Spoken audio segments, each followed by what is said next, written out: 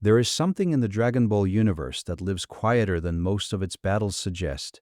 A story of becoming, of being remade slowly across decades, of a figure who began as pure darkness and ended as something no one could have predicted. Piccolo carries that story inside him, beneath the white cape and the weighted turban, beneath the stern face that rarely softens, and the voice that rarely rises without purpose. Tonight, let the weight of the day fall away from you. Find your breath, and let these quiet facts come in gently.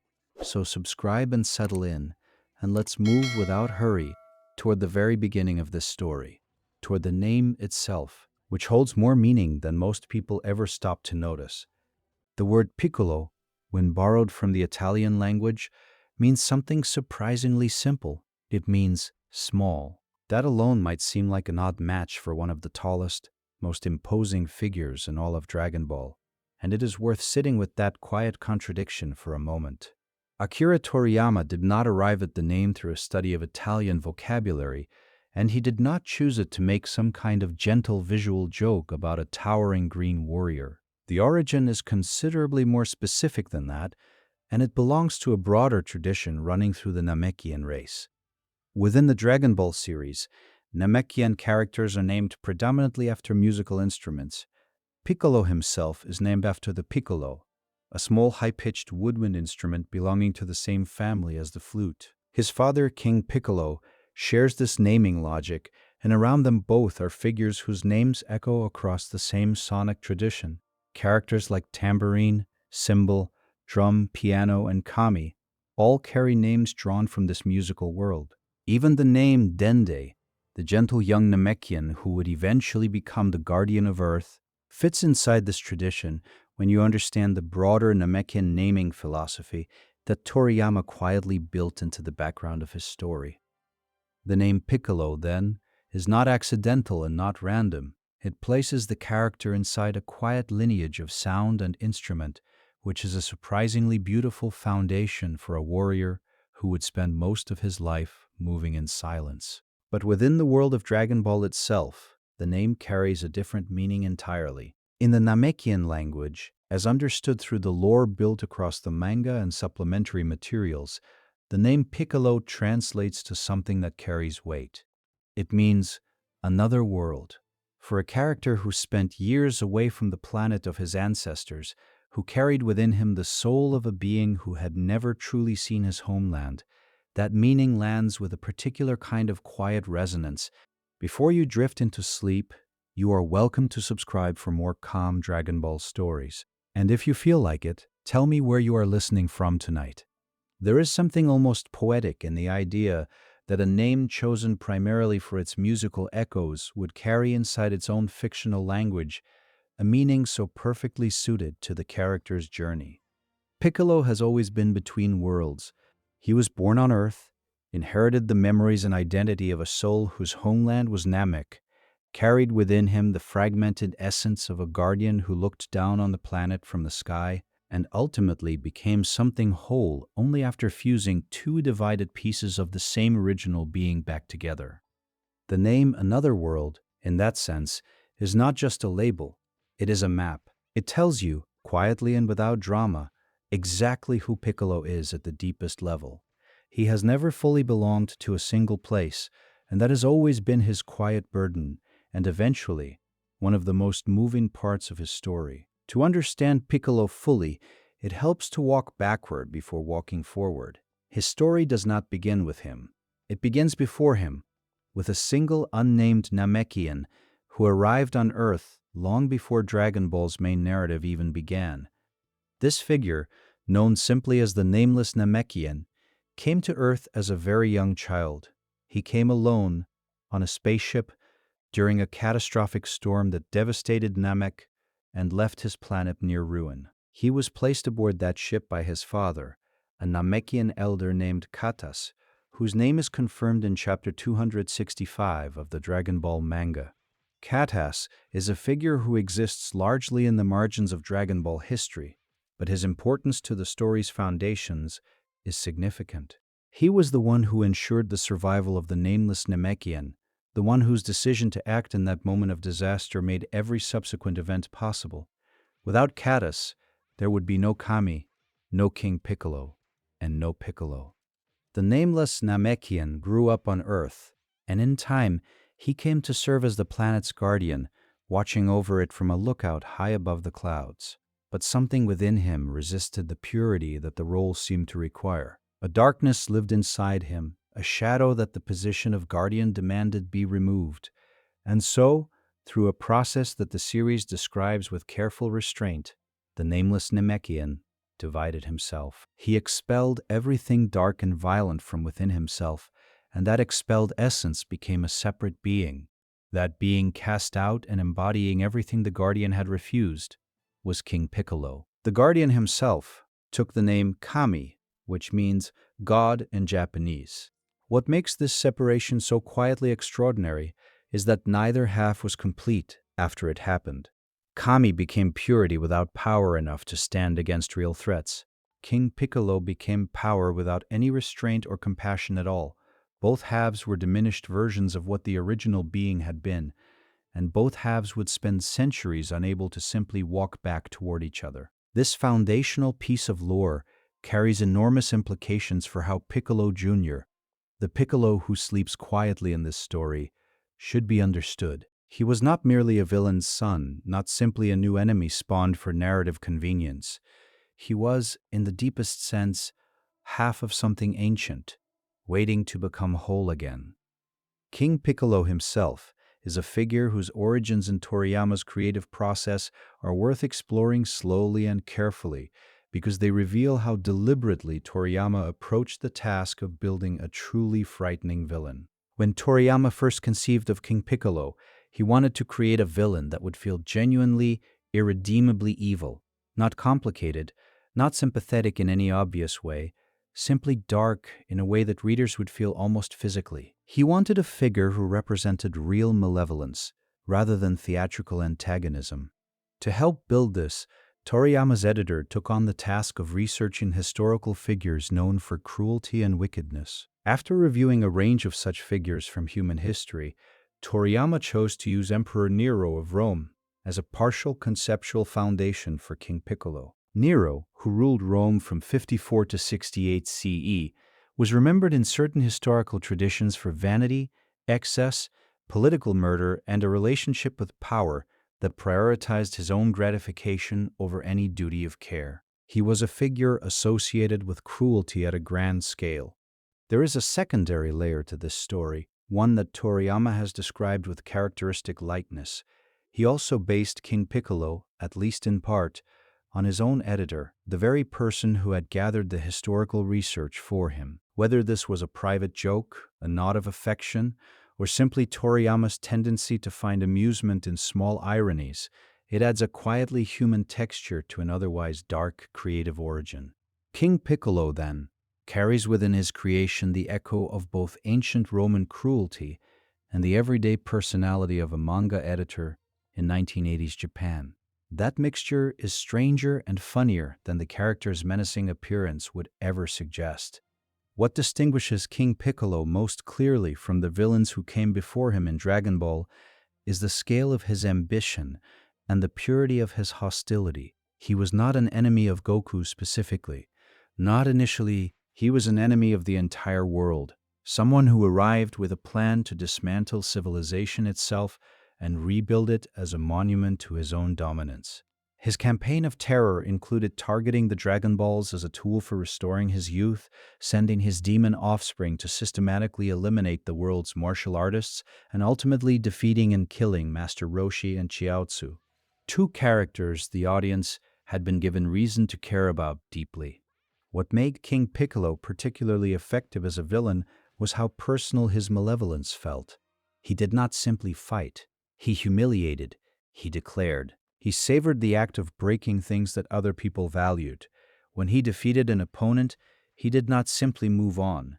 He made certain the loss was felt in full. It was this quality, more than any specific power level or technique, that made him memorable. And it was this same quality, residing like a genetic inheritance inside Piccolo Jr., that made the younger Piccolo so compelling, even before his redemption began. Piccolo Jr. was not born in any conventional sense. He came into existence in a way that is unique within Dragon Ball and perhaps within the broader world of fiction. When Goku defeated King Piccolo, the dying king used his final moments to spit out an egg, an act of deliberate succession, a choice to continue rather than simply end. The egg carried King Piccolo's essence, his memories, his identity, and his purpose, to be reincarnated, to grow up, and to destroy Goku. The egg landed somewhere on Earth, and what hatched from it was Piccolo Jr., a being who arrived in the world already carrying the weight of his predecessor's legacy, already oriented toward a specific target, already encoded with a mission that he had not chosen and had not yet had the chance to examine. This origin is worth sitting with quietly. Piccolo did not ask to be made. He did not choose the memories or the hatred that came packaged with his existence. He woke up already knowing who his enemy was, already feeling the shape of a rage he had not personally developed. In that sense, the question of who Piccolo really is, separate from what he was designed to be, is one that the series takes years to answer. He grew with unusual speed, becoming physically adult by the age of 3. This rapid development was intentional on King Piccolo's part. Piccolo Jr. was built to be ready quickly to train and to challenge Goku before too much time had passed. The design was specific. The purpose was fixed, and yet, despite all of that, Piccolo Jr. became someone different than what had been planned.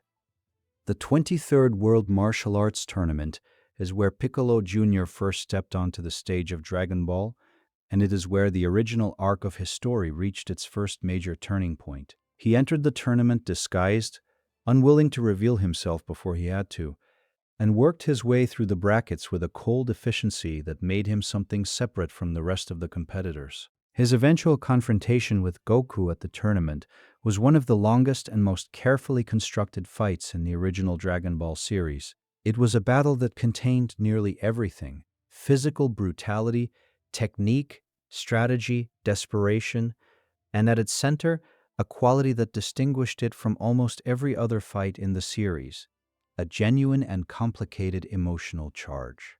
Piccolo used everything he had.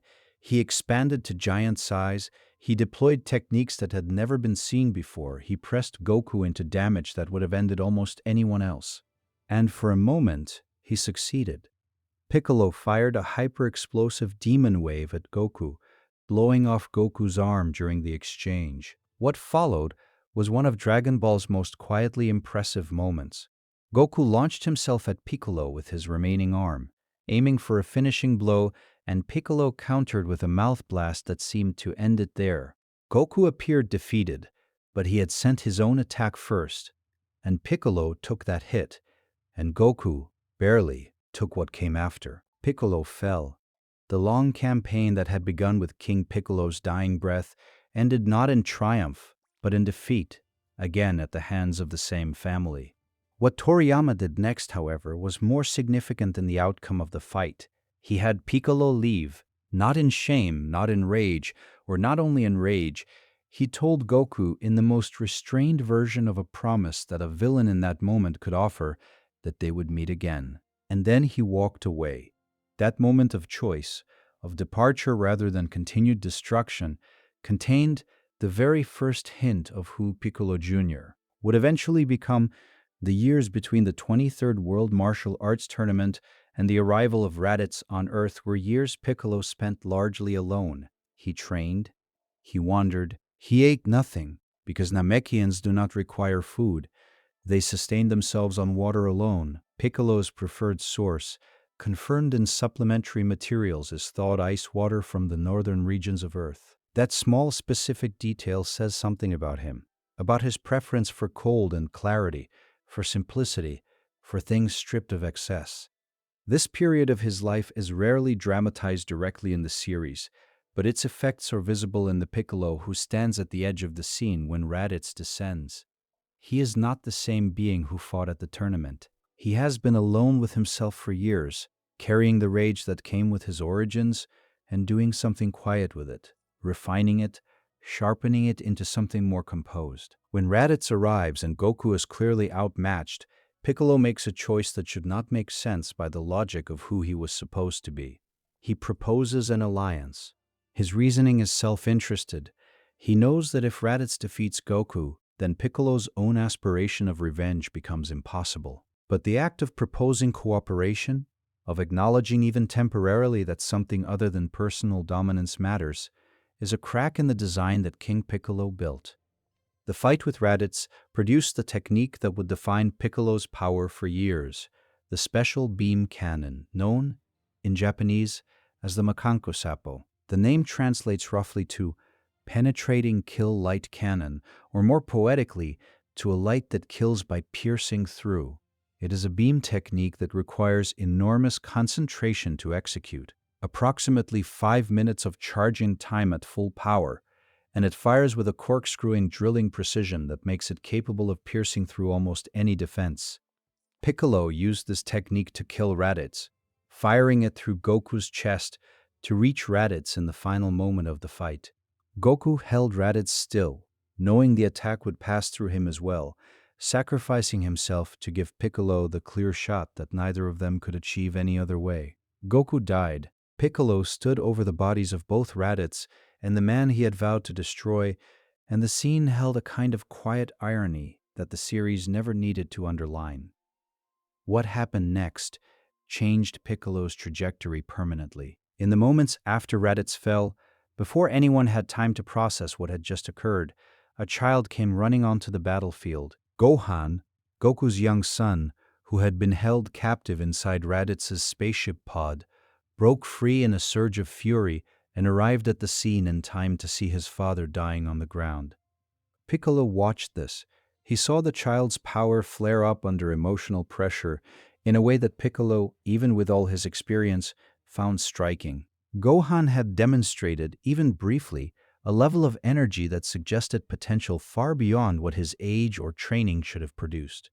Piccolo made another choice that deviated from his original programming. He told Gohan to come with him, not as a hostage in any simple sense, more as a student. Piccolo recognized that the Saiyan threat, confirmed by Raditz's parting words about reinforcements arriving in 1 year, demanded preparation beyond what any of them currently possessed. And he recognized, in Gohan, raw material that could be shaped into something formidable.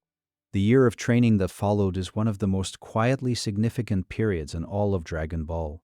It was not an easy or gentle apprenticeship.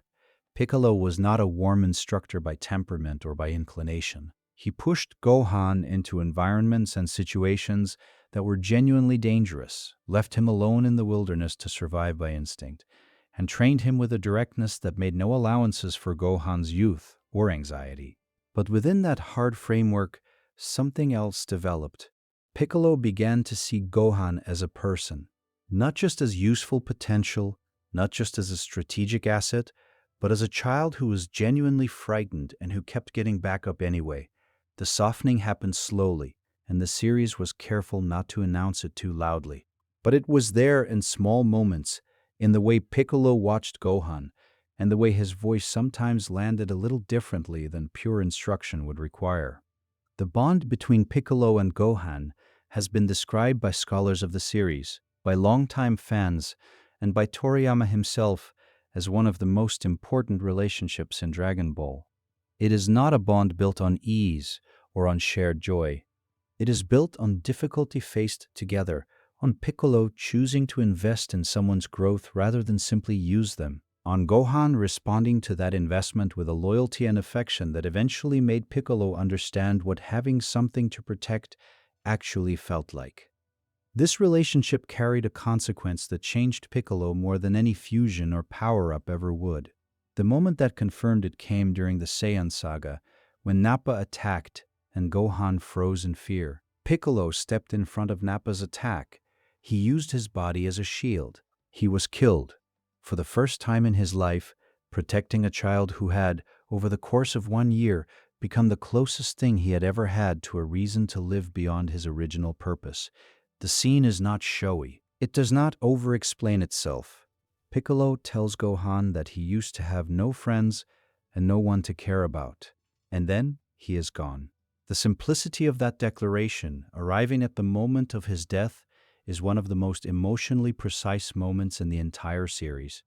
The character of Piccolo was revived along with the other fallen Z fighters after the battle with the Saiyans, through the Dragon Balls of Namek, and this revival set the stage for the next major transformation in his story. The Namek saga took Piccolo to a planet he had never seen, the homeland that the other half of his soul, the half named Kami, had once left as a child and never returned to. On Namek, Piccolo encountered Nail, a Namekian warrior who served as the personal guard of the Grand Elder, Guru. Nail was gravely wounded after a battle with Frieza, far beyond the point of recovery, and in his final moments he offered Piccolo something that no other circumstance could have provided: a fusion.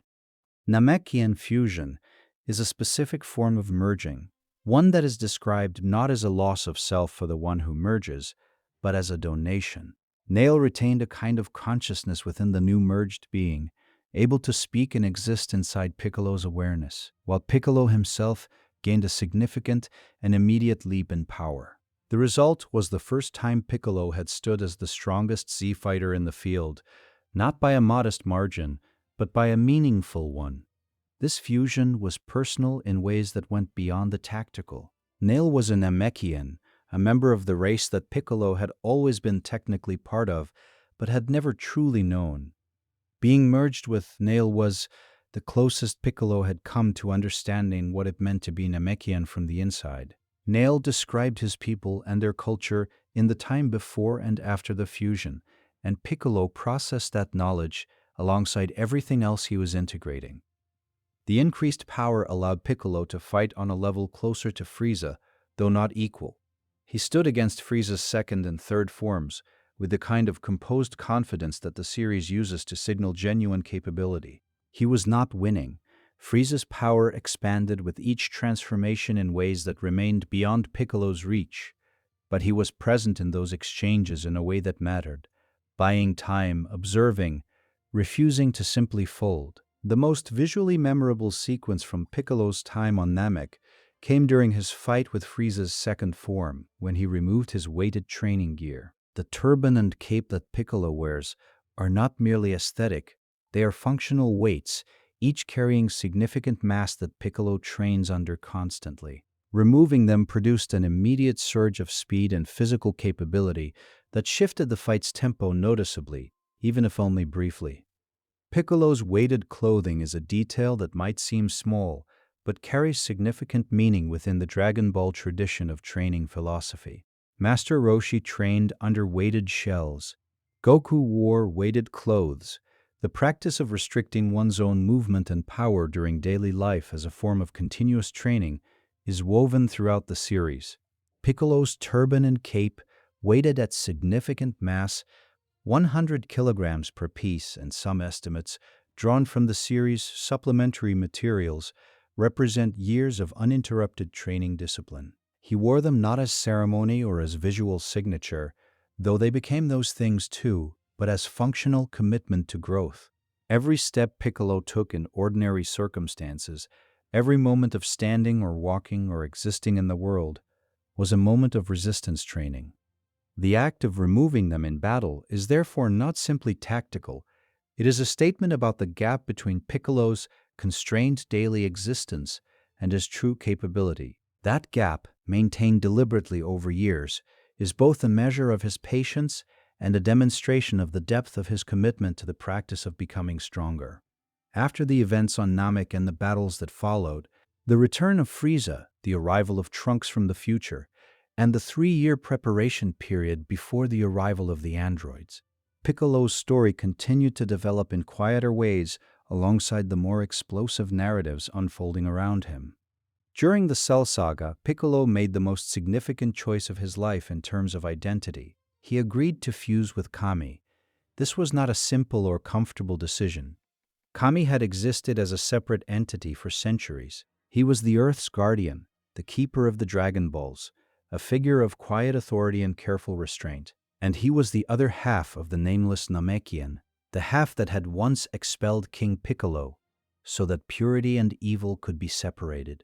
Fusing with Kami meant that Piccolo would absorb that history, those memories, the full weight of the original being's experience. It meant that the nameless Namekian who had arrived on Earth as a child, who had grown to become the guardian who had divided and suffered the consequences of division for centuries, would finally, after all of that time, become whole again. Kami hesitated. He was aware that the fusion was not reversible, that his individual existence would end, and that the being who emerged from the merger would be something neither of them could fully predict. But the threat posed by Cell, the biological weapon created by Dr. Gero using the cells of Earth's greatest warriors, was real enough and immediate enough that Kami chose to act. The fusion produced a Piccolo who was noticeably different, quieter in a new way, more complete somehow, as if a frequency that had always been faintly discordant within him had finally resolved into something clear. He became, upon merging with Kami, the second time he had stood as the strongest Z fighter in the field. The first time had been on Namek after merging with Nail. This second time came against Cell, whom Piccolo fought one-on-one and held to a genuine standstill. The fight between Piccolo and the incomplete Cell, still in his first form, still pursuing androids 17 and 18 to reach his perfect state, is one of the more carefully written battles in Dragon Ball Z.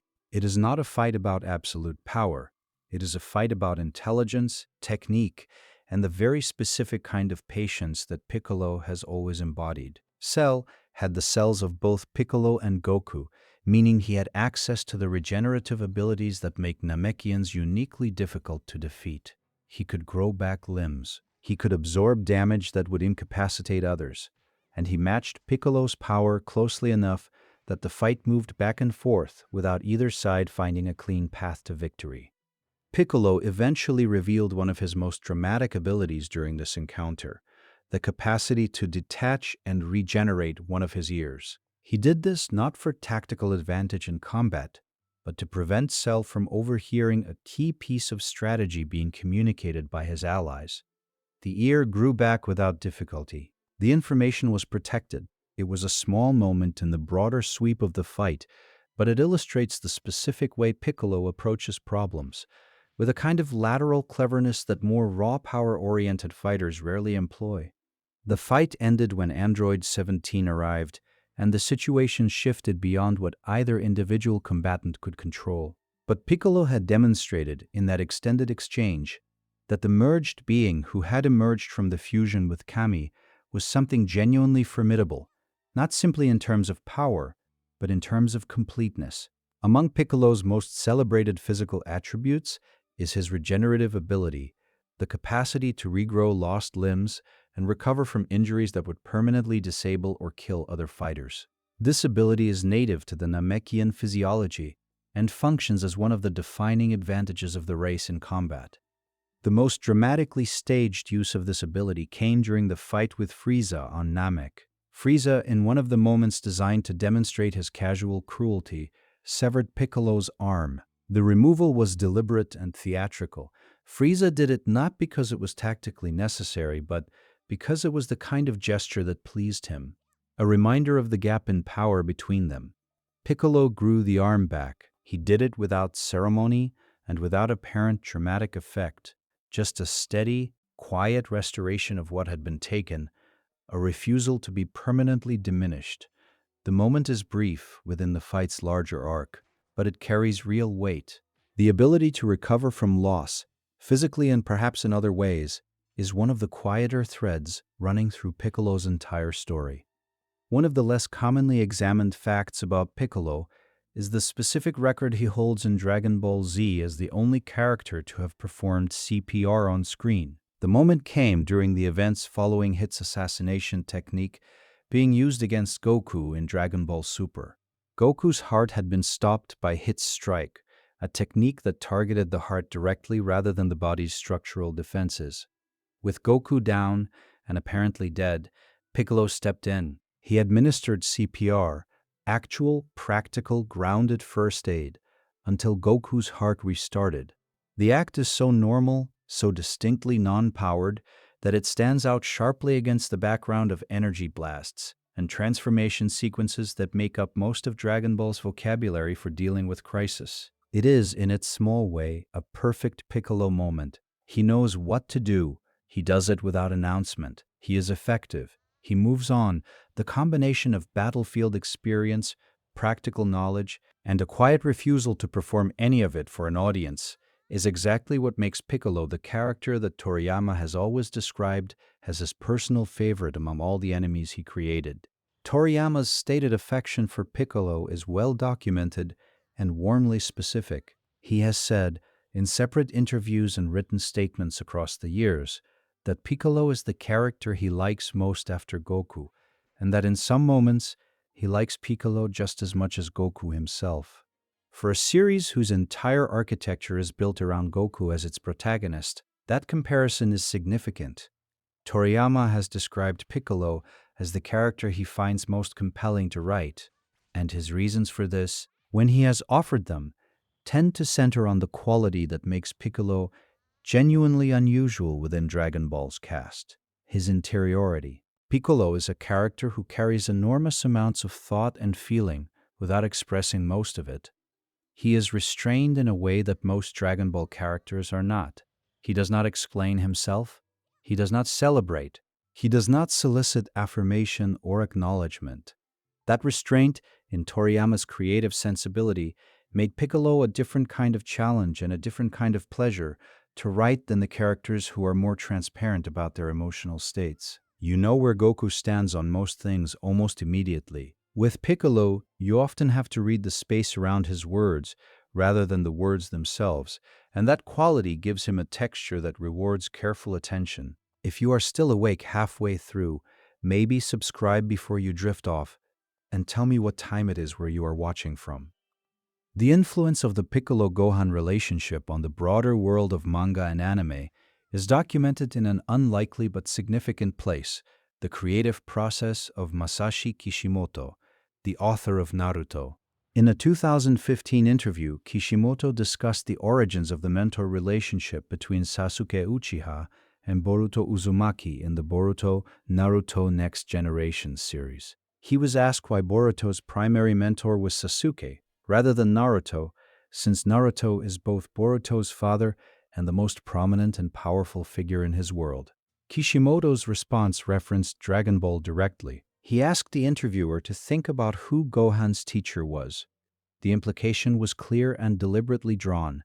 Just as Gohan, the son of the protagonist, developed his most important early relationship with Piccolo rather than with Goku, Boruto's most formative training bond would be with Sasuke rather than with Naruto. This confirms that the Piccolo-Gohan dynamic, built across years of Dragon Ball storytelling, had lasting impact not only within its own series, but on the broader tradition of shonen manga that followed. The idea of a child being mentored by someone who is not their parent, who begins from a place of distance or even hostility, and develops genuine investment in that child's growth. That model traces back in Kishimoto's own telling to what Toriyama built between Piccolo and Gohan. That is a significant legacy for a character who began as a villain's final act of spite. The original concept behind what would become the Namekian race did not involve aliens at all. When Toriyama first created King Piccolo, the character was conceived as a demon, not in the vague metaphorical sense that villains are sometimes described, but more specifically as a supernatural being of evil origin, something rooted in a tradition of demonic antagonists that Dragon Ball had already engaged with through characters like the Red Ribbon Army and the various fighters encountered at the tournament arcs. The decision to transform Piccolo's origin into an alien narrative came when Toriyama introduced Kami to the story and needed to explain the Guardian's unusual appearance and apparent otherness. Making Kami a Namekian, a member of a species from another planet, gave him a background that explained both his longevity and his disconnection from ordinary human concerns. And having established Kami as Namekian, the logic of the narrative required that King Piccolo, and therefore Piccolo Jr., be Namekian as well. This retroactive reframing turned out to be one of the most generative creative decisions Toriyama made in building the series. The Namekian race became one of Dragon Ball's most fully realized species, with a culture, a physical biology, a home planet, a history of catastrophe and survival, and a spiritual tradition that gave the Dragon Balls themselves a deeper origin. None of that would have been possible if Piccolo had remained simply a demon. The transformation of King Piccolo from supernatural adversary to displaced alien warrior gave the story dimensions it could not have reached otherwise. And it gave Piccolo himself a heritage, real, complicated, and eventually redemptive, that the demon origin could never have provided. Piccolo's physical biology is one of the more intriguing aspects of his character for anyone who wants to sit with the detail of the Dragon Ball universe quietly. Namekians, as established across the manga, the anime, and the supplementary Daizenshu guidebooks, do not require food to survive. They sustain themselves on water alone, processing it through a physiology that extracts everything they need for survival and function. This means that every scene in Dragon Ball where Piccolo is seen sitting down with the others to eat, the various moments of the Z fighters gathered around a meal, sharing food, existing in something resembling domestic normalcy, is a moment of deliberate social behavior rather than necessity. Piccolo eats not because he is hungry, but because he is there, because declining would create a kind of separation that he has perhaps decided, at some point, is not worth the cost. There is something quietly touching about that. A being who has spent years defining himself by separation. From Kami, from the Namekians, from the warmth that other characters access more easily, choosing to participate in a shared meal, even when the meal itself provides nothing that his body actually needs. The gesture says something about belonging, about the desire to be present in a way that looks like everyone else's presence, even if the experience is different underneath. His specific preference, when he does drink rather than eat, is thawed ice water from the northern regions of Earth. Cold, clear, stripped of complexity. It is perhaps the most Piccolo thing imaginable. One of the less commonly discussed aspects of Piccolo's story is the role he played in the Dragon Ball GT narrative, which was produced without Toriyama's direct creative involvement, but which expanded Piccolo's arc in directions that many viewers found quietly meaningful. In GT, Piccolo chose to remain behind when the villains Super Android 17 and then the Shadow Dragons threatened the Earth and eventually the universe.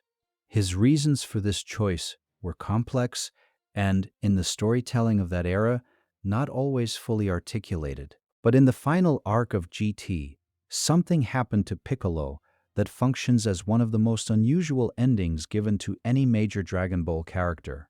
When the Earth was destroyed in the Super 17 arc, Piccolo was among those killed. He did not return with the others who were wished back. He had died with the Earth, and his Dragon Balls, generated by his life force as the Earth's guardian and caretaker, were lost with him. In the final episode of GT, when Goku is preparing to leave with Shenron, there is a moment, brief and not overplayed, where Piccolo appears to Gohan in what reads as a spiritual goodbye. What makes this moment significant is what it implies about Piccolo's choice.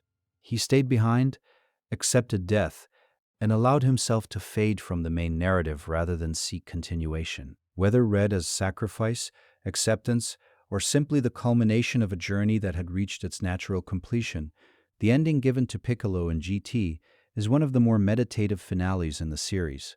It does not go out with power or battle. It goes out with presence, and then with a quiet, chosen absence. The question of who has been the strongest Z fighter at any given point in Dragon Ball is one that fans have discussed endlessly, often with Goku and Vegeta as the assumed permanent occupants of the top positions. But a closer examination of the narrative reveals something interesting about Piccolo's specific history within this ranking. Piccolo has stood as the strongest fighter in the Z team not once, but twice at clearly defined points in the story.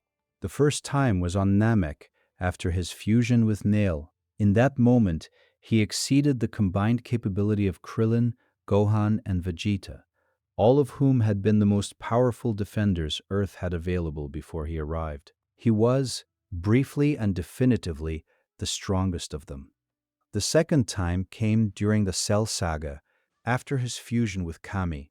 The power boost from absorbing the other half of the original nameless Namekian elevated him above everyone else in the team at that point, allowing him to fight Cell directly in a way that the others could not yet match. What makes this record notable is the contrast it creates with Vegeta, who has never held that position within the Z team, despite spending most of the series presented as the strongest of them after Goku. Piccolo, the former villain, the outsider, the one who joined the team by degrees rather than by any formal decision, has stood at the top more often than the Saiyan prince, who defined himself by the aspiration of being the strongest.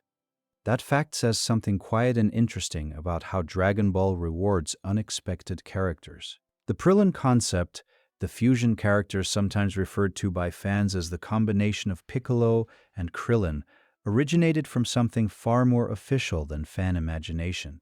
Toriyama drew this character himself in 1995, and it was published in an issue of Weekly Shonen Jump, as part of an announcement for a reader contest inviting fans to submit their own hypothetical fusion character designs.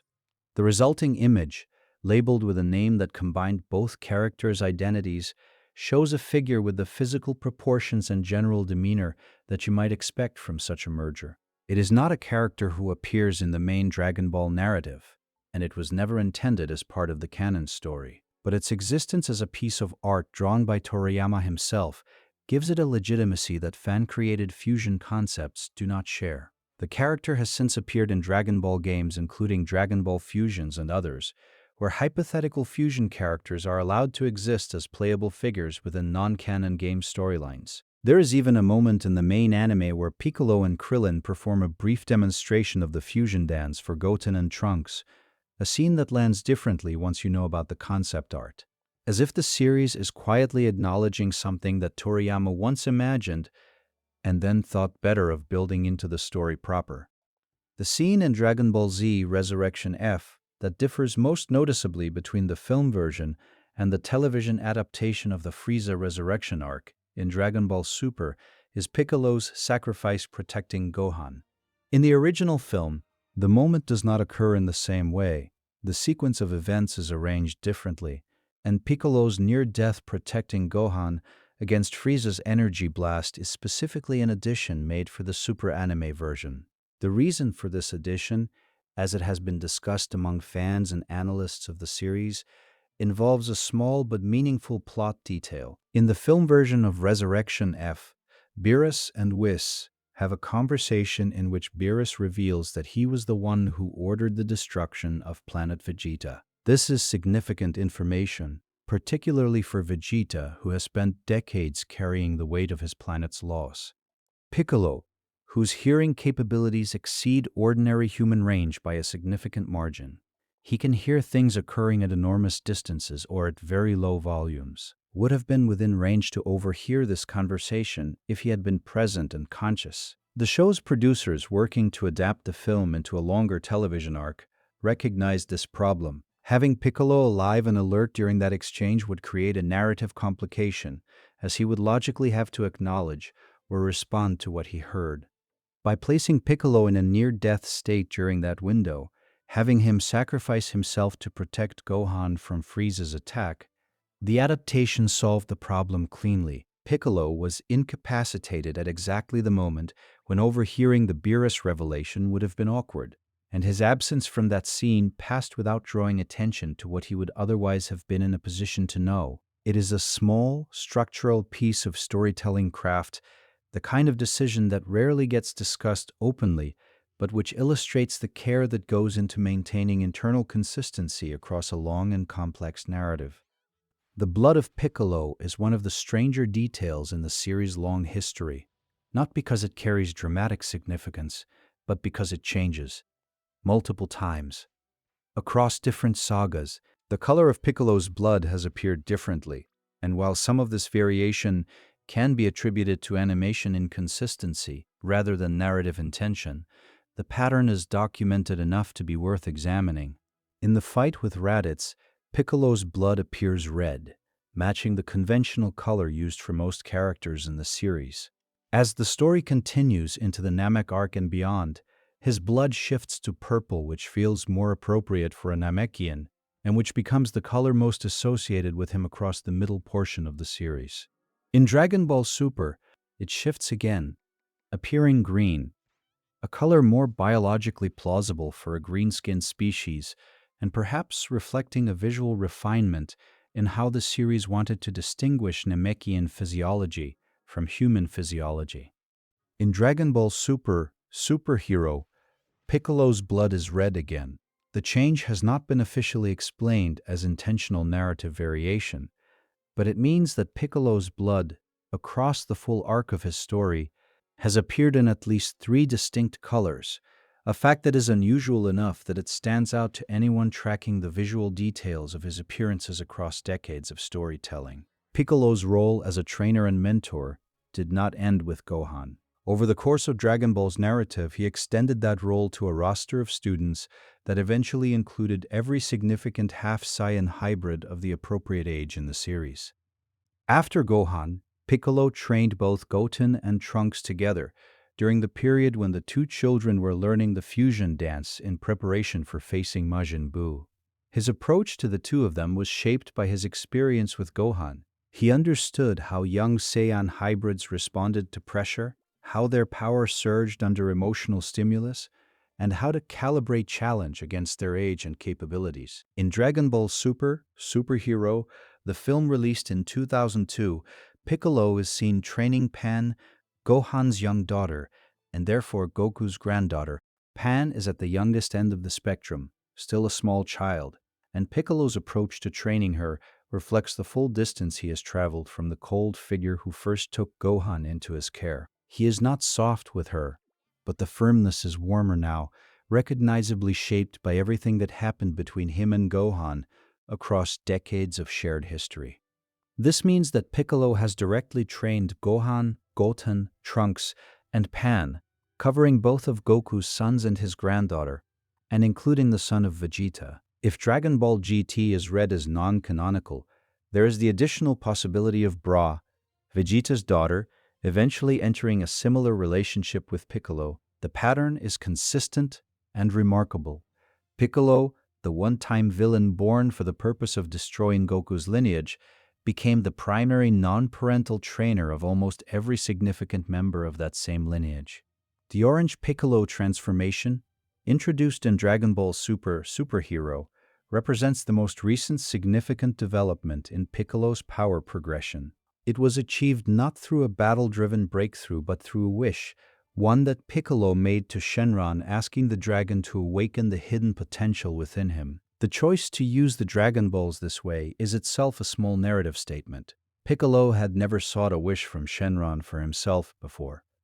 He was not someone who historically pursued personal power through external means. The decision to ask for the awakening of hidden potential, rather than for something specific and external, is consistent with his character. It is a request for more of himself rather than for something given from outside. The result was a transformation that significantly elevated his power and introduced a new visual presentation, an orange-tinted form with altered physical characteristics that reflected the depth of the power that had been unlocked.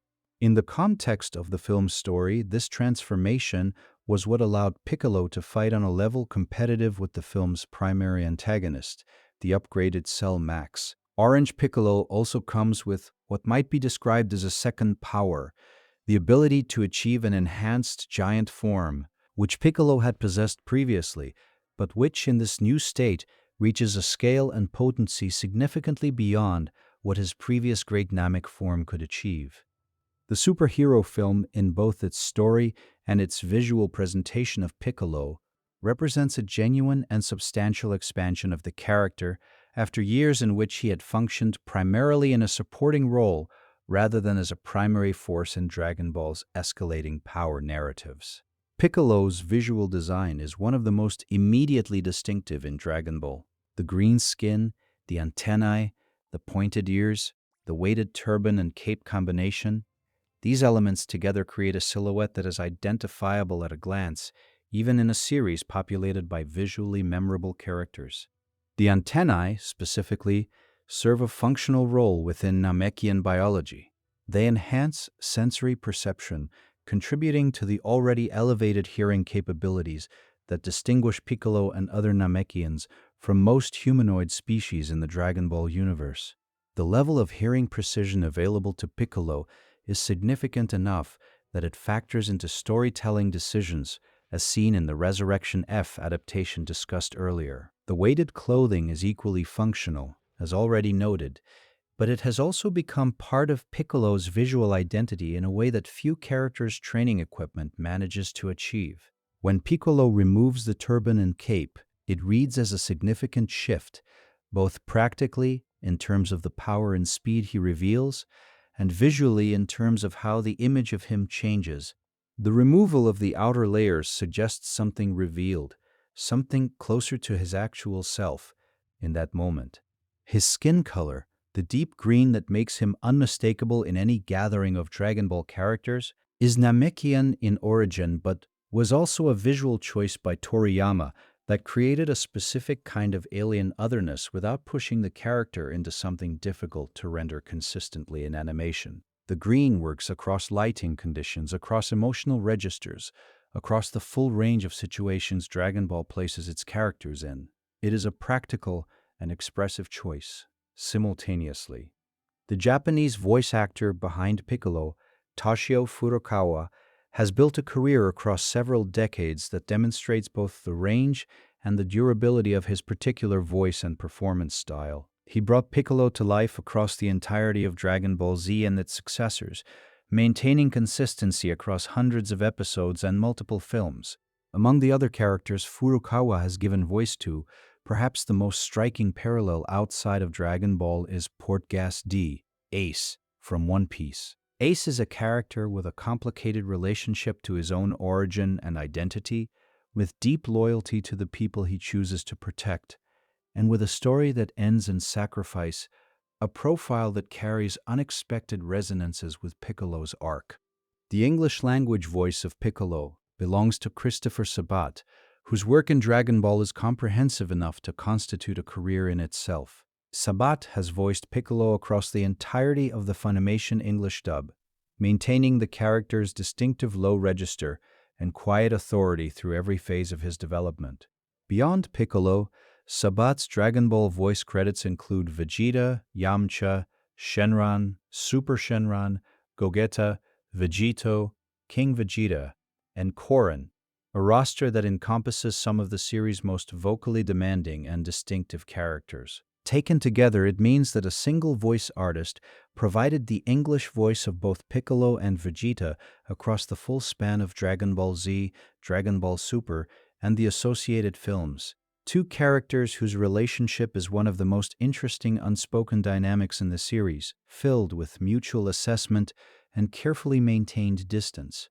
Outside of Dragon Ball, Sabat's credits include All Might from My Hero Academia, Roronoa Zoro from One Piece, Yami from Black Clover, and several other prominent roles that place him among the most recognized voices in English-language anime dubbing.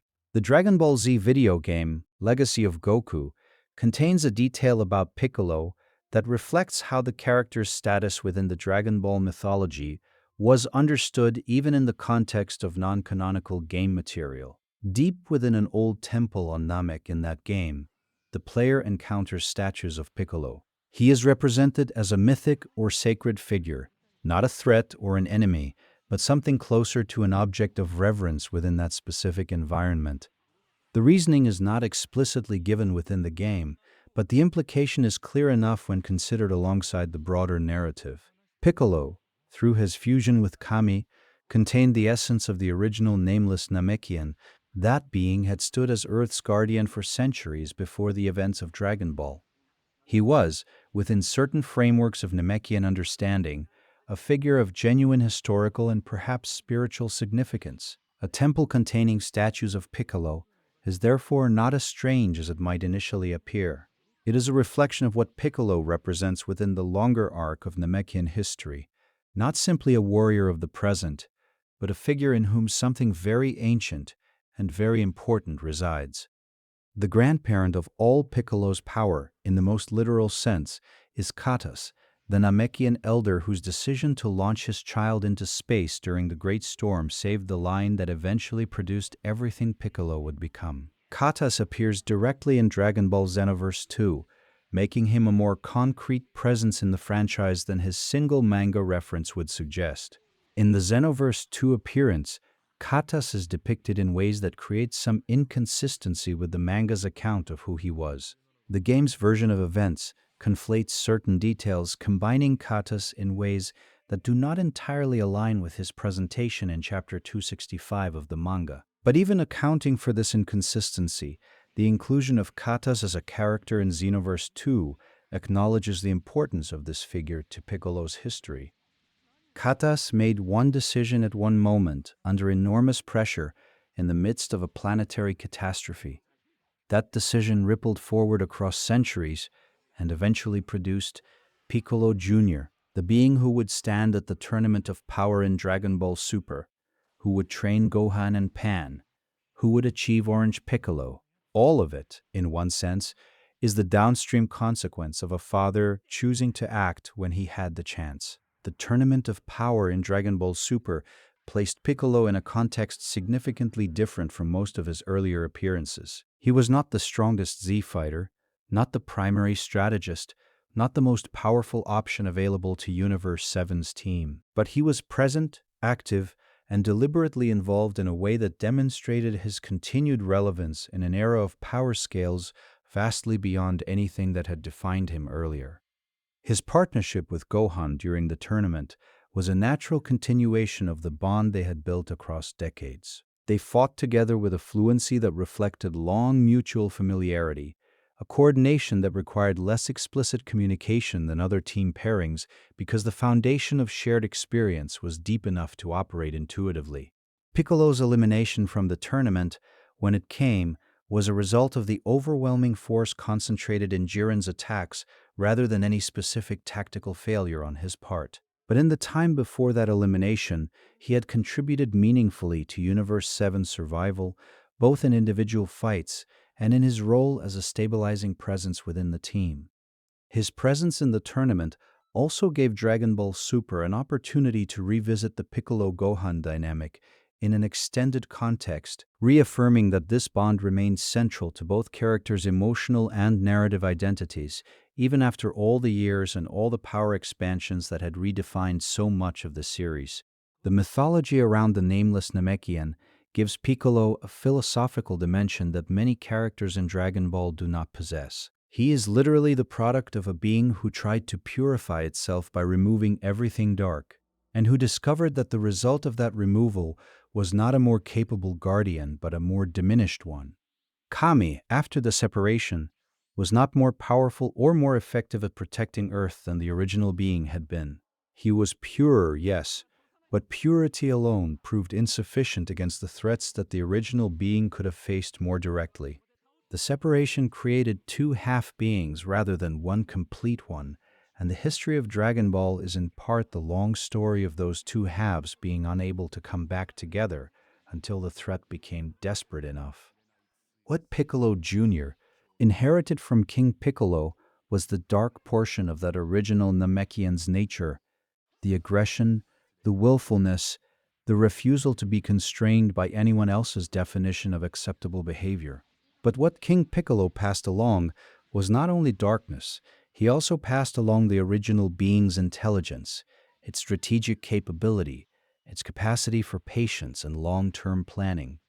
The combination of those inherited qualities, the dark drive, the intelligence, the patience, is exactly what made Piccolo Jr. so formidable even before his redemption, and exactly what made the direction of his redemption so interesting. He did not become gentle. He did not become accommodating. He became Piccolo, which is a specific, precise, impossible to mistake thing. The Piccolo Jr. saga, the events leading to and including the 23rd World Martial Arts Tournament, established one of Dragon Ball's quieter and more interesting thematic patterns. The idea that a villain's defining failure might be the moment of their deepest humanity. Piccolo, having designed his entire existence around destroying Goku, confronted Goku at the tournament and lost. Not narrowly, but enough. He was defeated. And then he chose not to destroy the world. He could have, at that moment, shifted the destruction outward rather than accepting the personal defeat. But he walked away. He said he would return, and he left. That choice, made from defeat rather than from any transformation into goodness, is the point at which Piccolo's redemption becomes possible. He does not choose to be good. He chooses to not destroy, which is the first step, and it comes from a place that is entirely his own, rather than imposed on him by anyone else. That voluntariness is what makes the redemption feel earned across the years that follow. Piccolo was not converted or persuaded or emotionally overwhelmed into becoming better. He made a series of choices, beginning with that departure from the tournament, that slowly reoriented him toward Gohan, toward the Z fighters, toward the Earth that he had once declared himself an enemy of. The connection between Piccolo and the Dragon Balls is one of the less discussed aspects of his lore, but it carries meaningful weight.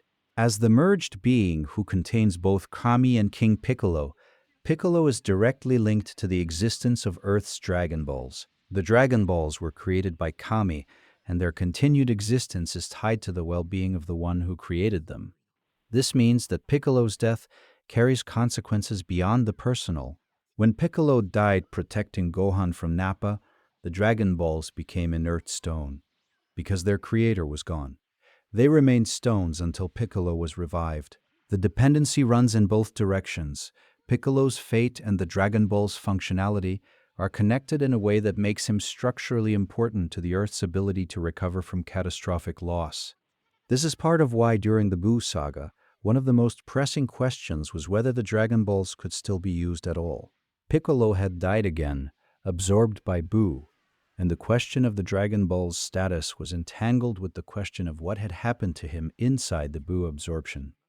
After the events of the Buu saga, with Dende established as the new guardian of Earth, and the Dragon Balls therefore tied to Dende's life force rather than Piccolo's alone, the structural dependency shifted, but the history of it, the years during which Piccolo's survival literally meant the Earth's ability to recover from any disaster, is part of the quiet infrastructure that makes him important to the Dragon Ball universe in ways that power levels do not capture.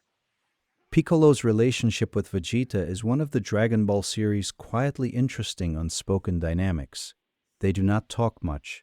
They do not fight alongside each other in the personal, communicative way that Goku and Piccolo sometimes fight together, but they observe each other with a mutual recognition that comes from being in different ways outside the core emotional warmth of the group. Both Piccolo and Vegeta came to the Z team from positions of opposition. Both arrived carrying significant personal history that set them apart from the human fighters and from Goku's more straightforwardly open-hearted approach to nearly everything. Both of them process their connection to the group through action and capability rather than through expressed feeling.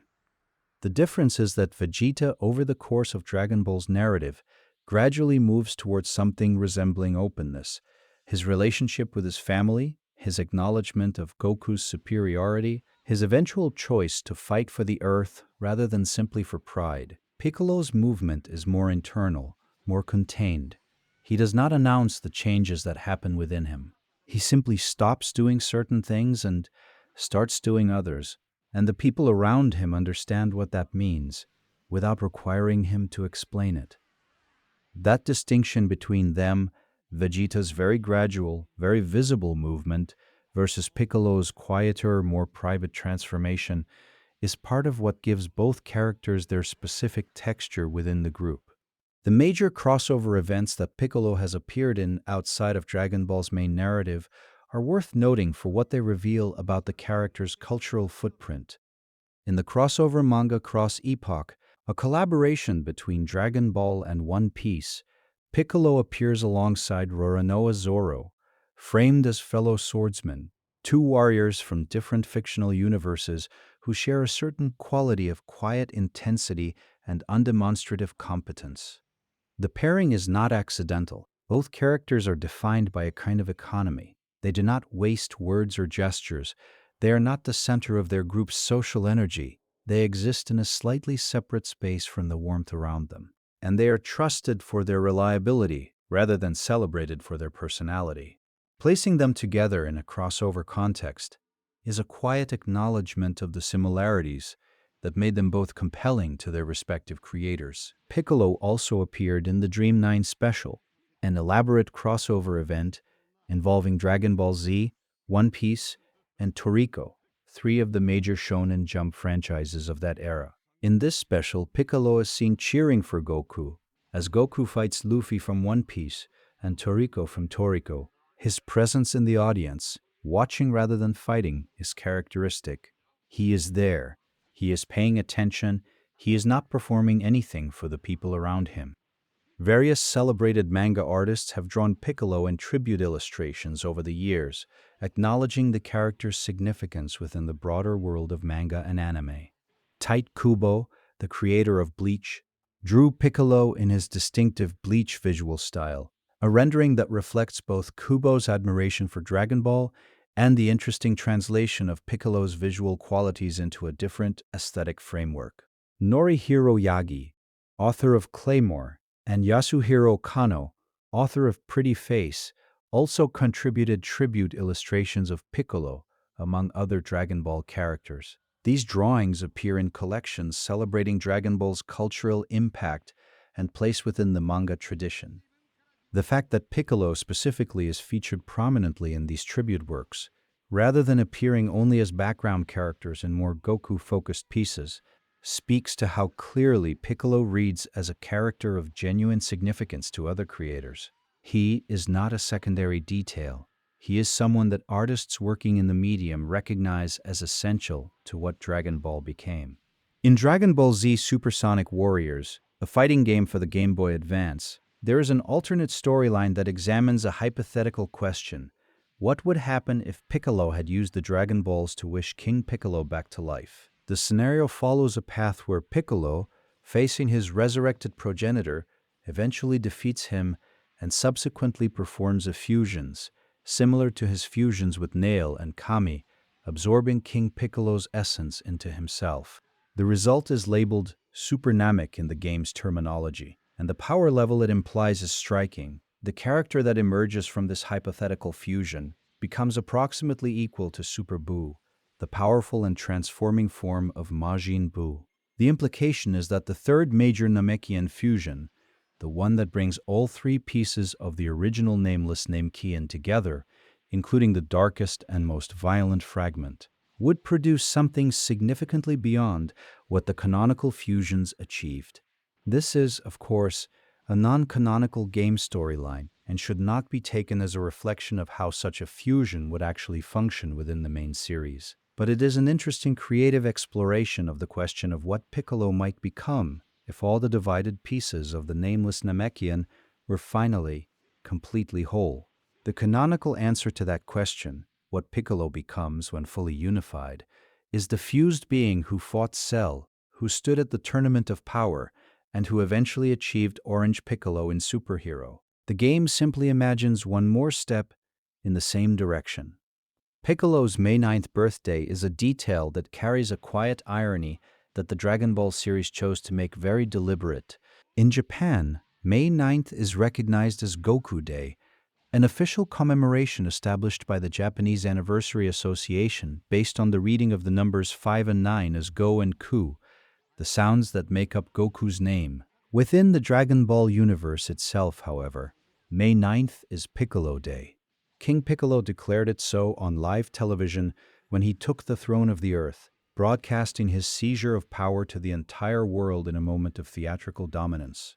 He claimed the date for himself, named it after himself, and made certain that the whole planet knew. The fact that this same date is celebrated in the real world as the day belonging to Goku, Piccolo's original target, the one he was designed to destroy, is the kind of quiet irony that Dragon Ball allows to sit without comment, trusting its audience to find it on their own. There is a further layer. May 9th is also Piccolo's birthday in the traditional sense. He was born, or hatched, on the same day that King Piccolo chose to announce himself to the world. This means that Piccolo was attempting world domination at the age of, at most, a few days, perhaps only a few hours. He came into existence already moving, already committed to a purpose, already in motion toward his goal, before he had learned anything else about what existing might feel like. The rate at which Piccolo developed from hatchling to what appeared to be physical adulthood is one of the stranger biological facts established about him. He became a physically mature being, at least in appearance, by the age of 3 years. This is an exceptional rate even within the Namekian race, where rapid development is not uniformly the norm. Dende, for comparison, aged at a considerably more measured pace. Over the years of Dragon Ball's story, Dende grew from the small child encountered on Namek into a young adult, but the progression was gradual rather than explosive. The difference between Dende's rate of development and Piccolo's is generally attributed to the intentional design of Piccolo Jr.'s creation. King Piccolo, who spat out the egg that produced his successor, designed that successor to be ready quickly. The mission required urgency. Piccolo was built for speed in this sense as well. This means that the Piccolo who faced Goku at the 23rd World Martial Arts Tournament, towering, physically adult in every visible way, carrying himself with the composed gravity of a seasoned fighter, was approximately 3 years old. The Gohan who would eventually become Piccolo's student was, at the start of their relationship, a child of around 4 or 5 years. The age gap between them, in terms of actual time of existence, was smaller than it appeared. That fact, that the ancient-seeming warrior and the small frightened child were separated by only a handful of years, is one of those Dragon Ball details that rewards the pause it takes to actually consider it. The conversation about Piccolo's status as the only antagonist to have achieved his villain goal is one that requires precision to navigate well, but it holds up under careful examination. Piccolo's original purpose was to avenge King Piccolo by killing Goku. That was the mission he was built for, the reason he existed as a being in the first place. And Piccolo did kill Goku, not in the way anyone expected or intended, not through a final confrontation at the World Martial Arts Tournament, not through years of increasing power finally reaching the necessary threshold. He killed Goku with a special beam cannon fired through both Goku and Raditz simultaneously at Goku's own invitation, as part of a cooperative effort to remove a threat that both of them recognized as more immediately dangerous than their personal conflict. The context transforms the achievement utterly. Piccolo accomplished his goal in the most ironic possible way, by cooperating with the person he was supposed to kill, in service of a purpose he was supposed to be indifferent to. In circumstances that demonstrated exactly the kind of capacity for alliance and judgment that his original design had not anticipated or permitted. That inversion is, in its small way, a complete summary of who Piccolo became. He achieved the goal. He achieved it in a way that had nothing to do with why the goal was set, and in doing so, he made the goal itself irrelevant to everything that came after. The Dragon Ball universe is one in which power tends to scale upward with unusual speed, and in which characters whose power is surpassed narratively sometimes struggle to find continued relevance in the stories that follow. Piccolo has navigated this challenge more gracefully than most, remaining a significant narrative presence across Dragon Ball, Dragon Ball Z, Dragon Ball Super, and the recent superhero film. The reason for his continued relevance is not primarily power, though the Orange Piccolo transformation restores him to genuine competitive significance in the modern power scale. It is rather relational. His bond with Gohan remains one of the series' most emotionally grounded through lines. His role as a trainer and mentor keeps generating new expressions as the generation of Saiyan hybrid children grows. His specific combination of intelligence, patience, and composed authority makes him useful to scenes that need something more than energy blasts and declarations. Piccolo works as a character across decades, and power scale shifts because he is not defined by power alone. He is defined by who he chose to become after his original purpose was rendered obsolete by the simple fact of choosing not to pursue it. That choice, made quietly and apparently permanently when he walked away from the 23rd World Martial Arts Tournament without destroying the world, is the deepest fact about him. Everything else, the fusions, the training, the sacrifice, the orange form, the Dragon Balls, all of it is downstream of that one original, voluntary departure from the person he was built to be. In the Buu saga, Piccolo's role shifted into territory that tested the limits of what the character could do against threats operating on a power scale far beyond his own capabilities. Majin Buu, the ancient weapon created by Bibidi and released by his son Babidi, represented an enemy whose power dwarfed what Piccolo could engage with directly. But Piccolo's presence in the Buu saga was not primarily about fighting. It was about strategy, about management, about being the calm figure in a crisis who could assess what was available and make the best decision possible with limited resources. When Gotenks, the fusion of Goten and Trunks produced through the fusion dance that Piccolo himself helped teach them, was needed, it was Piccolo who had done the preparation work that made that fusion possible in the first place. Piccolo was eventually absorbed by Buu, which gave Buu access to his intelligence and strategic capability in a way that made the already formidable enemy more calculating and more deliberate than he had previously been. This is, in a strange way, a kind of tribute to what Piccolo contributes. Even as an absorbed presence inside an enemy's body, his intelligence was worth consuming. He was restored to himself after Goku and Vegeta's intervention inside Buu freed the absorbed beings, and he remained part of the final resolution of the conflict, in the way that he almost always is, present, attentive, not the person who ends things, but the person whose previous work made the ending possible. The process by which Piccolo and Kami came to exist as separate beings, and the long centuries during which they existed in that divided state, is one of Dragon Ball's quietest tragedies. The original nameless Namekian had been whole, a single being with the full range of what that identity contained. He chose, or was compelled by the requirements of his role, to remove the darkness from himself. And in doing so, he created a division that neither half could resolve on its own. Kami lived in the lookout, above the clouds, watching over a world he was prohibited by his nature and his role from engaging with directly. He could observe, he could advise, he could maintain the Dragon Balls and the connection to Shenron, but he could not act on the scale that the original being might have, because the power required for such action had been expelled along with the darkness. King Piccolo, meanwhile, carried the capacity for action without the wisdom or restraint to use it well.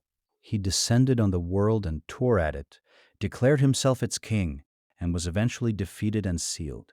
Twice, because the power he possessed was not matched by any quality that could have made it stable or lasting. Both halves, in their separation, were less than what they had been. Piccolo Jr., the being produced from King Piccolo's final act, carried that divided inheritance forward, the dark half of the original encoded with the memories and the capability of what had been expelled. His fusion with Kami was the first time in centuries that anything resembling reunion had been possible. And even then, it was not the nameless Namekian being restored exactly. It was something new, Piccolo, whole in his own right, carrying all of what had come before but being none of it completely. That distinction is important. Piccolo did not become the nameless Namekian when he fused with Kami. He became more fully himself, a self that was now complete in a way it had not been before, but that was still irreducibly Piccolo. The lasting contribution of Piccolo to the vocabulary of what a Dragon Ball character can be is perhaps his most significant fact of all. He demonstrated that redemption within the Dragon Ball universe does not require a single dramatic moment of conversion. It does not require a declaration or a formal crossing of a line. It accumulates across years, through choices made consistently but quietly, through relationships maintained with more care than their early beginnings would predict, through the slow accumulation of evidence that a being's defined purpose does not have to be the final word on who that being becomes. Piccolo is the prototype for Dragon Ball's redeemed villain, and he remains the most fully realized example of what that arc can achieve when given sufficient time and care. Vegeta's redemption arc, which came later and which is perhaps more celebrated precisely because it is louder and more dramatically declared, is in some ways less complete than Piccolo's. Vegeta still struggles. He still contains and manages the edges of who he was. Piccolo moved past those edges more quietly and more completely, arriving somewhere that does not feel like managed tension, but like genuine peace. That peace is visible in the Piccolo who trains Pan in superhero, patient in a way that his original design could not have imagined, warm in a way that he himself probably could not have predicted, present in a way that has nothing to do with original purpose or manufactured mission. He is simply there because he chose to be, and because the people around him have become, over decades and lifetimes, the reason he chooses to stay. Thanks for spending this time in the Dragon Ball universe with me. If you would like to keep drifting, another video is ready on the left of your screen. Maybe let it play as you close your eyes. Sleep might find you before the next story finishes. Among the techniques that define Piccolo's combat identity, the special beam cannon stands apart, but it does not stand alone. Piccolo's full arsenal of techniques spans a range that reflects both his Namekian physiology and his years of independent creative development, building techniques that belong to him specifically rather than being inherited from any tradition. The Hellzone grenade is perhaps the most elegant of his secondary techniques. It is a move that requires patience at the strategic level. Piccolo fires numerous small energy spheres and distributes them in a wide formation around his opponent, creating what appears to be a loose and scattered array. The deception is the point. When the moment is right, he commands all of the spheres to close simultaneously from every direction, creating an attack that cannot be blocked or evaded in any conventional way because it arrives from all angles at once. It is a patient attack, a thinking fighter's attack, built around the willingness to wait for the right configuration before closing the trap. The light grenade is a more direct expression of compressed power, a sphere of concentrated energy that Piccolo charges and releases with devastating force. It was used against Gero's laboratory, leveling the structure entirely, and it demonstrated the kind of raw, destructive output available to Piccolo when he chooses to simply release power without the precision architecture of the special beam cannon. His eye beams, fired from both eyes simultaneously, serve a more tactical role, precise, fast, and usable without the charging time that the special beam cannon requires. In extended fights where charging time represents a dangerous vulnerability, the I-beams provide an option that does not require the stillness of preparation. The ability to create objects from his own Kai clothing, small structures, binding attacks, is one of Piccolo's more unusual capabilities, one that reflects the Namekian relationship to life energy as something generative rather than simply destructive.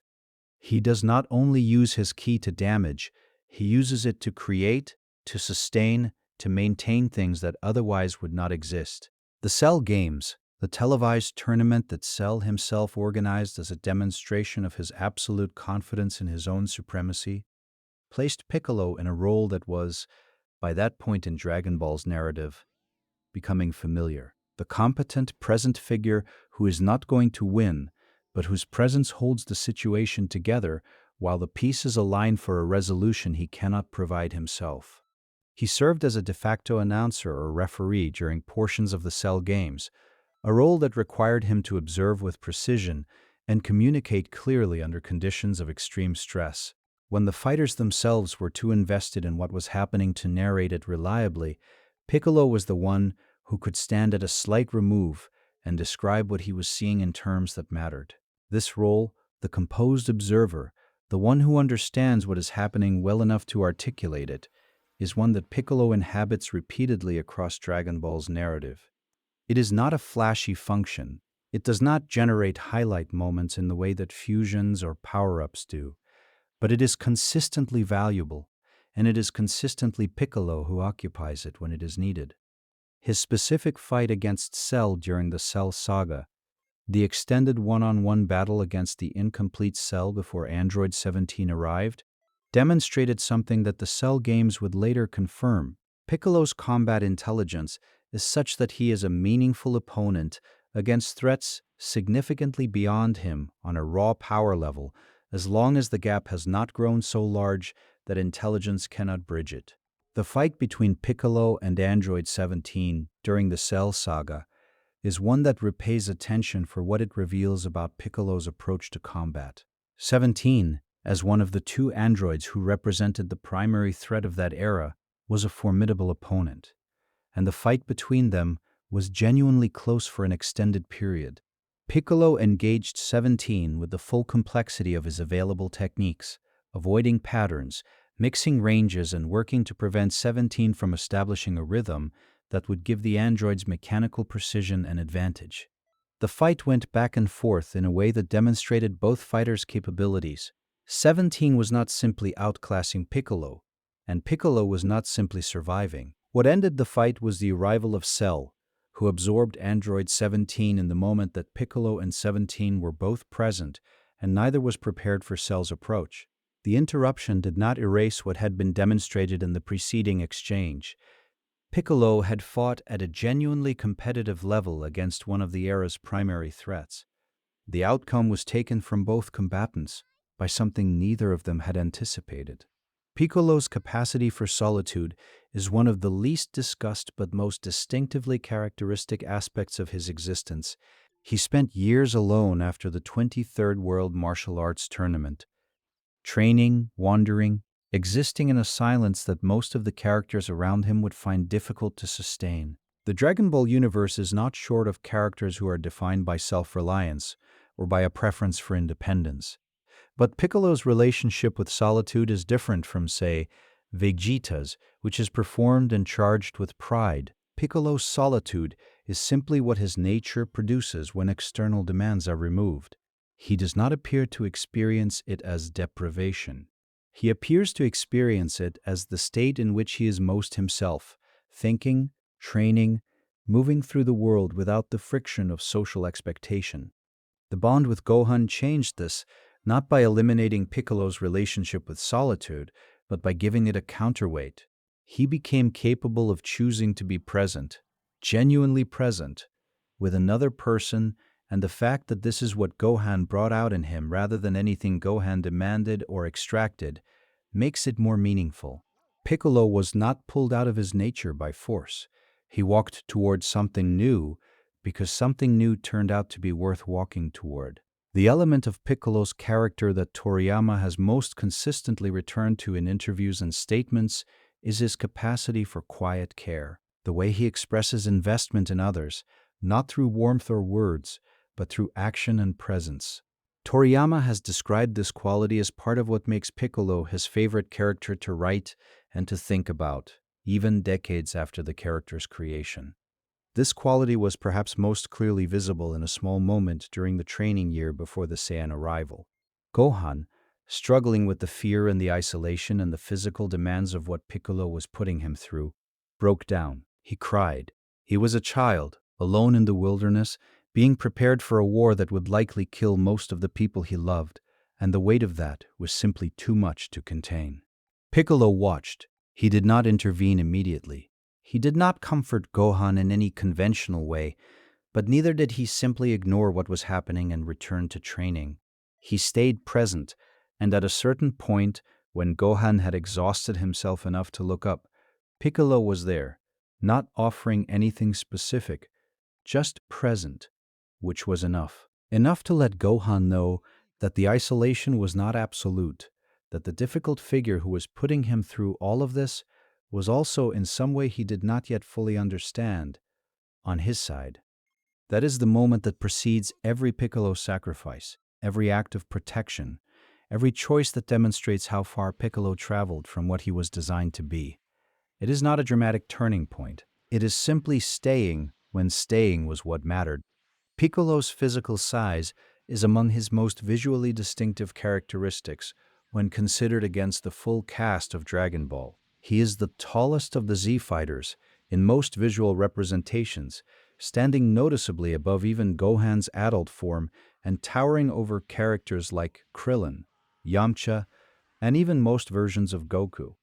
This height is part of the visual vocabulary that Toriyama used to establish Piccolo as something different from the humanoid fighters around him. His proportions are not quite human standard, even in his normal state. The elongated limbs, the imposing frame, the way he occupies space as though he has decided that the space belongs to him. The turban and cape add to this, creating a silhouette that reads as simultaneously regal and threatening, in a way that no other Z fighter's visual design quite achieves. When Piccolo expands into his great Namek form, the giant-sized form that Namekians can access and that Piccolo has used at several key moments in the narrative, the height difference becomes dramatic in the most literal possible sense. He becomes something on a different physical scale than the other characters, operating in a dimension of the fight that nothing around him can reach.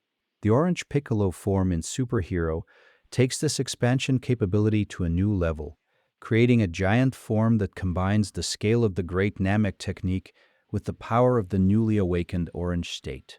But even in his standard form, Piccolo reads as someone who takes up room in a room, physically and narratively. His presence changes the texture of whatever scene he is in, not by dominating it, but by grounding it.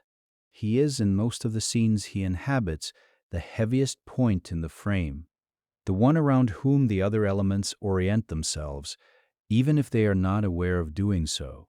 The Namekian culture, as constructed across Dragon Ball's various narrative layers, is one built around specific values that give context to who Piccolo is and why he developed the way he did, even in isolation from his home planet. Namekians are a people who value discipline, community memory, and the specific kind of strength that comes from inner stillness, rather than external aggression. The warrior class to which Piccolo belongs, as distinguished from the dragon clan that includes Dende and the Namekian elders, is characterized by a particular form of composed power. Namekian warriors are not loud in their strength. They do not perform it for audiences. They do not celebrate it when demonstrated. They carry it as a function rather than a decoration, available when needed and quiet when not. Piccolo, raised on Earth rather than Namek, absorbed none of this culture directly. He developed his own version of these values through his own process, through years of solitary training, through the shaping influence of King Piccolo's memories and Kami's counterbalancing essence, through the specific demands of the battles he faced. But the result is recognizably Namekian in its quality, in the way that Piccolo's power is more like a contained state than a performed one. He is, in many ways, what a Namekian warrior might have become if raised in exactly the most difficult possible circumstances, with only himself and his inherited legacy as reference points. The Namek he arrived at, in terms of personal character, is one his people would likely recognize, even if his path to it was one they would have no comparable precedent for. The technique known as the scatter shot, Piccolo's ability to fire multiple energy beams simultaneously in a spreading pattern, represents a different tactical philosophy from the precision of the special beam cannon, where the cannon is a single focused instrument designed to penetrate defense through concentrated force. The scatter shot creates an area of coverage that addresses a different kind of problem. Opponents who are fast enough to evade a single beam, or groups of enemies that cannot be individually targeted in sequence. The contrast between these two techniques tells something about how Piccolo thinks about combat. He is not a one-technique fighter. He is not locked into a single philosophy of engagement. He reads situations and selects from a range of tools that are deliberately varied in their approach: precision versus coverage, directness versus indirection, power versus elegance.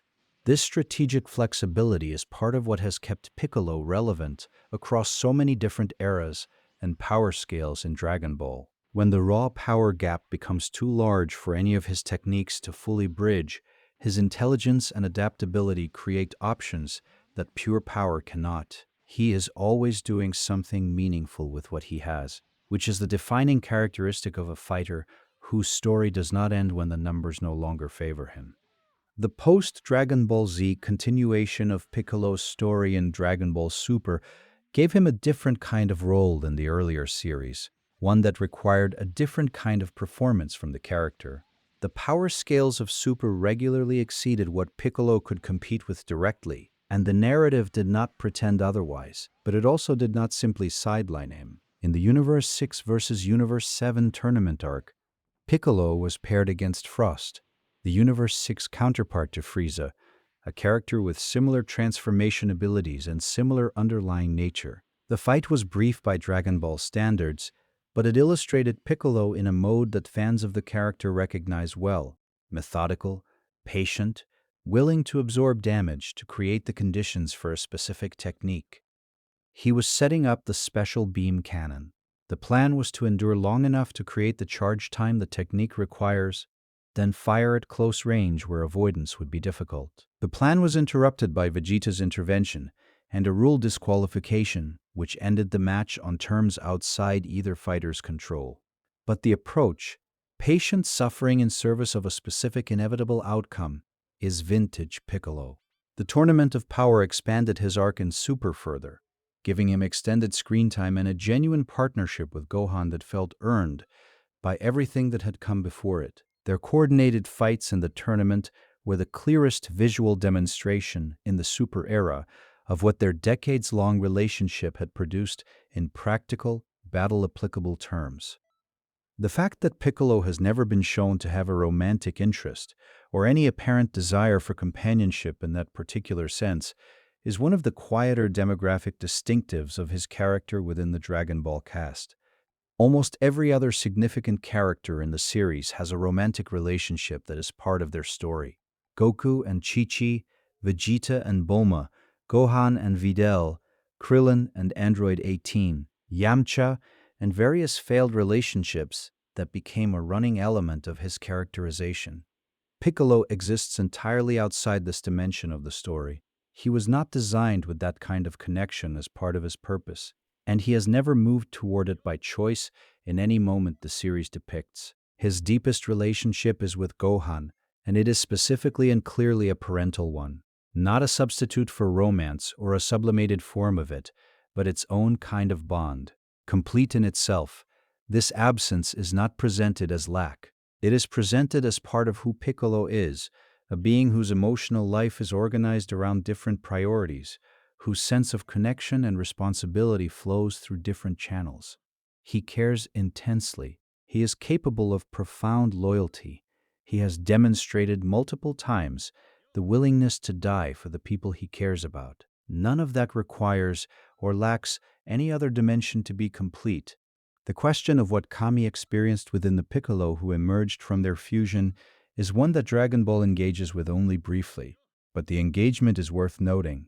After the fusion, there are moments where Piccolo himself references the presence of Kami within him, not as a separate voice or a separate will, but as an additional layer of awareness, an additional set of memories and experiences now integrated into his own. Nail similarly remains accessible within Piccolo's awareness for some time after their fusion on Namek. In one exchange, Nail speaks to Piccolo from within the merged consciousness, and the result is both slightly absurd and genuinely strange. The idea of multiple voices, multiple identities, existing in a single being who is nevertheless himself and not any of the others. The Buddhist and Shinto-inflected ideas about selfhood and division and reintegration that run through this dimension of Piccolo's story are not the primary focus of Dragon Ball's storytelling, which operates predominantly through action and relationship rather than explicit philosophical exposition.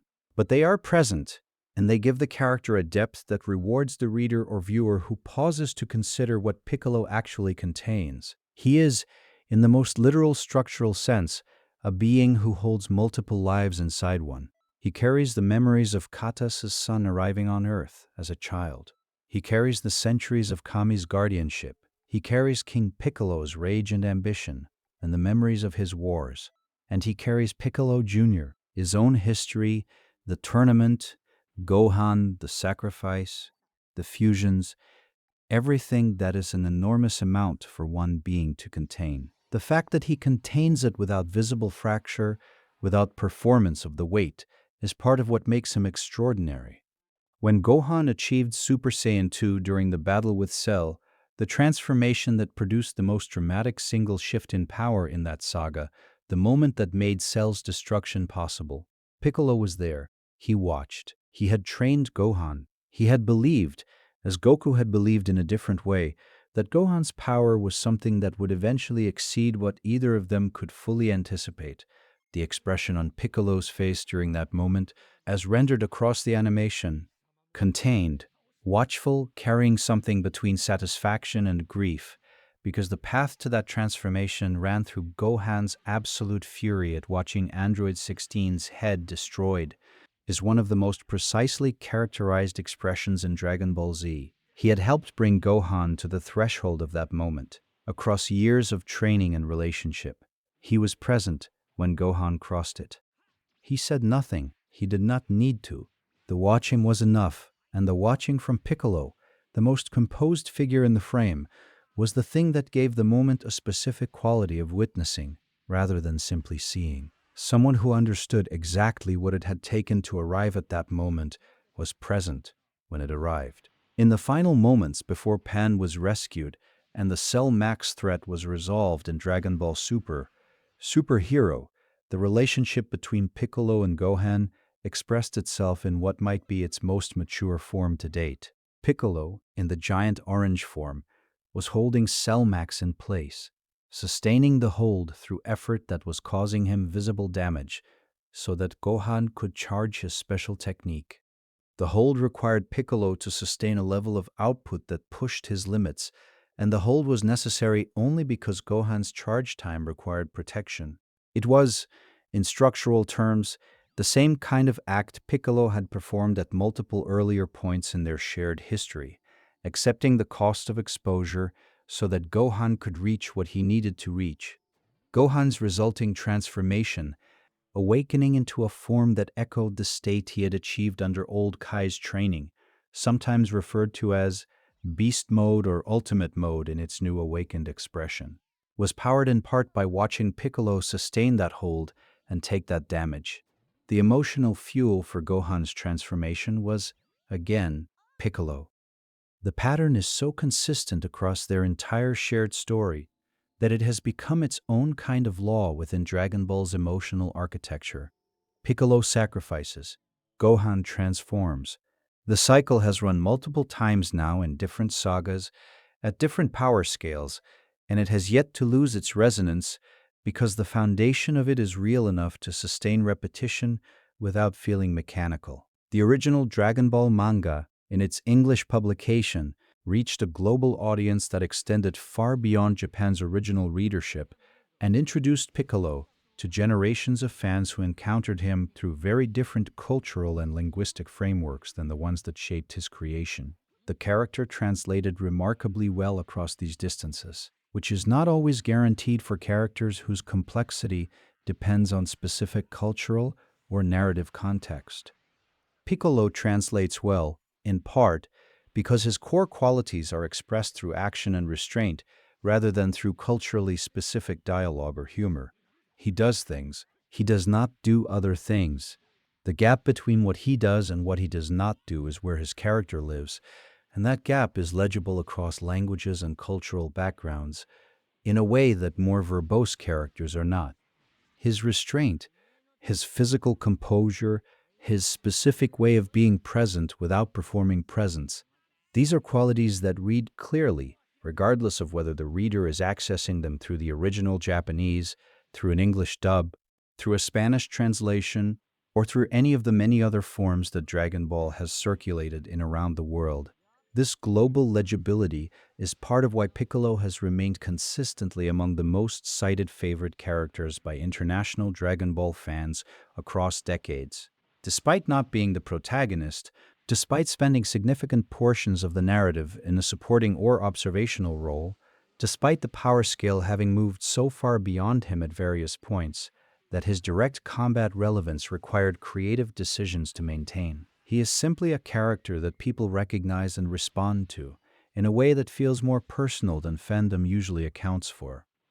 The legacy of Piccolo within Dragon Ball fandom has produced a curious phenomenon. He is simultaneously one of the characters most cited as a personal favorite and one of the characters whose depth is most consistently underestimated in casual discussion of the series. Surface-level Dragon Ball discourse tends to focus on the transformations, Super Saiyan through its various numbered iterations, the Ultra forms, the final forms, and in that conversation, Piccolo has less to contribute because his power progression is not structured around dramatic visual transformation in the way that the Saiyans is. But in any conversation about Dragon Ball's emotional depth, about its capacity for genuine character development, about the specific kind of storytelling that makes people care about a fictional universe across decades and lifetimes. Piccolo is always there, always relevant, always one of the primary examples of what the series can do when it operates at its highest level. He is the proof that Dragon Ball is not only about getting stronger, it is about becoming. About the slow, unannounced process of a being moving away from what they were designed to be and towards something that they chose, something that no design could have predicted or contained. Piccolo chose, again and again, across 30-plus years of story and counting, he chose to walk away from the tournament. He chose to protect the child with his body. He chose to fuse with Nail, to fuse with Kami, to request the awakening of his hidden potential. He chose to train Pan. He chose to stay. All of it was choice, and choice, in the Dragon Ball universe, is the thing that separates a character from a function, the thing that makes a being's story something worth sitting with quietly in the dark, letting the words come slowly as the night grows deeper and the breath slows and the day finally lets go.